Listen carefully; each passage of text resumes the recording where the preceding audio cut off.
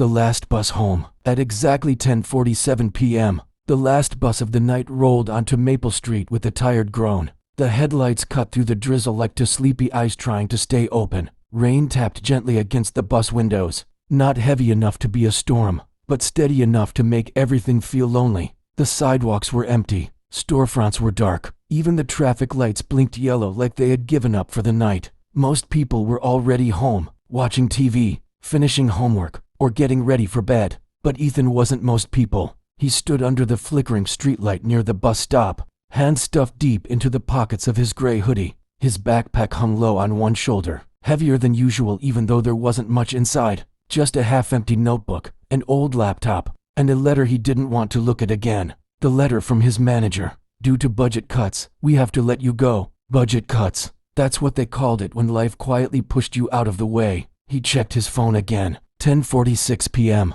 No messages. No calls. His mom was working the night shift at the hospital like always. She wouldn't be home until sunrise. She hadn't even seen him leave this morning. They'd passed each other like ghosts for months now. Her coming home exhausted while he left for school. His dad? Different state. Different life. Different family. So yeah, no messages. The bus finally stopped in front of him with a long hiss. The doors folded open. Warm air mixed with the smell of old seats and wet jackets drifted out. He stepped inside. Only 3 lights were on. Half the bus was dark. There were exactly 2 other people. An old driver with tired eyes and gray stubble chewing gum loudly, and a girl sitting near the middle, her headphones on, sketchbook resting on her lap. That was it. Ethan moved to the back and dropped into a seat by the window. The bus jerked forward again. Rain slid down the glass in crooked lines. Streetlights stretched into golden streaks. Everything outside looked blurry, like the world didn't want to be seen clearly tonight. He rested his forehead against the cold window. His brain wouldn't stop. Bills, rent, groceries, college applications, his mom's overtime shifts. Now no job. How were they supposed to manage? He had planned everything. Work part-time, save money, help mom, maybe community college first, transfer later. Simple plan, safe plan. Now it felt like someone had erased it with one sentence. Budget cuts. He swallowed hard. He hated this feeling. Like he was already behind in life while everyone else was moving ahead. Friends posting college acceptances, new cars, weekend trips, and him counting dollars. The bus suddenly hit a bump. A notebook slid down the aisle and landed near his shoes. He looked down. Black cover, covered in little paint stains. The girl's.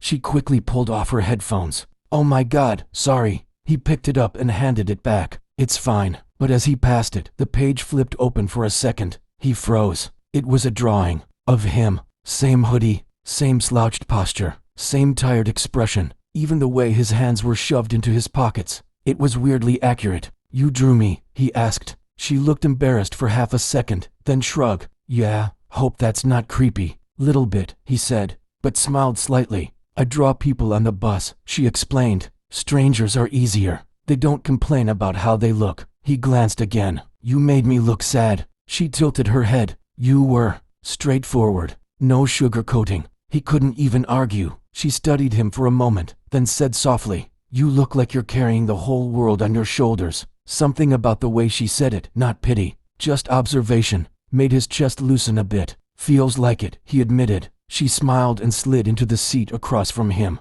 I'm Mia. Ethan. Long day. He laughed under his breath. Long year. Same. For a few seconds, only the sound of rain and the engine filled the space. Then somehow, they kept talking, about random stuff at first. School, teachers they hated, cafeteria food that tasted like cardboard. Normal things, easy things. Then slowly, the real stuff came out. I got fired today, Ethan said quietly. She didn't say that sucks or I'm sorry. She just nodded like she understood. My second job cut my hours last month, she said. I cried in the stockroom for 10 minutes. He looked surprised. You work 2 jobs? Yep, coffee shop mornings, grocery store evenings. Why? She tapped her sketchbook. Art school isn't cheap. Your parents helping? She snorted. They think art is a cute hobby. They want me to study business. So why don't you? She looked out the window, watching the rain. Because I'd rather struggle doing something I love than succeed doing something I hate. That sentence hit him harder than he expected. He'd never thought like that.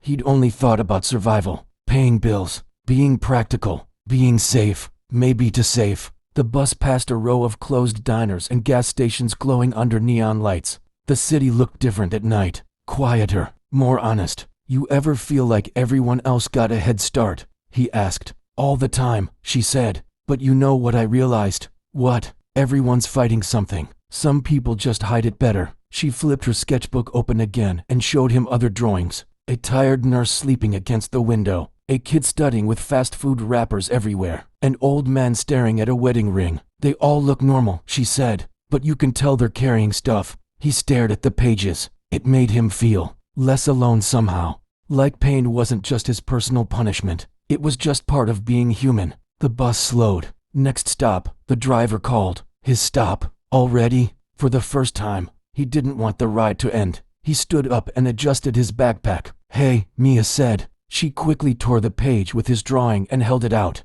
For you. I can't take that. Sure you can. I'll draw more tomorrow. He hesitated, then accepted it. Under the sketch, she wrote something with her pen. She handed it back. He read it. Tough days don't last. Tough people do. Simple. Cheesy, maybe. But right now, it felt real. Thanks, he said quietly. Hey, she added, smiling. Don't quit, okay? Whatever you're chasing. He nodded. The doors opened with that same tired hiss. Cold air rushed in. He stepped off. The bus pulled away slowly, lights fading into the rain. Same street, same cracked sidewalk, same small apartment waiting for him. Nothing had changed, and yet everything felt lighter. Maybe losing one job wasn't the end. Maybe he could apply for 3 tomorrow. Maybe he could finish that college essay tonight. Maybe life wasn't closing doors. Maybe it was just pushing him somewhere new. He looked down at the sketch again. For the first time in weeks, the guy in the drawing didn't look broken. He just looked tired,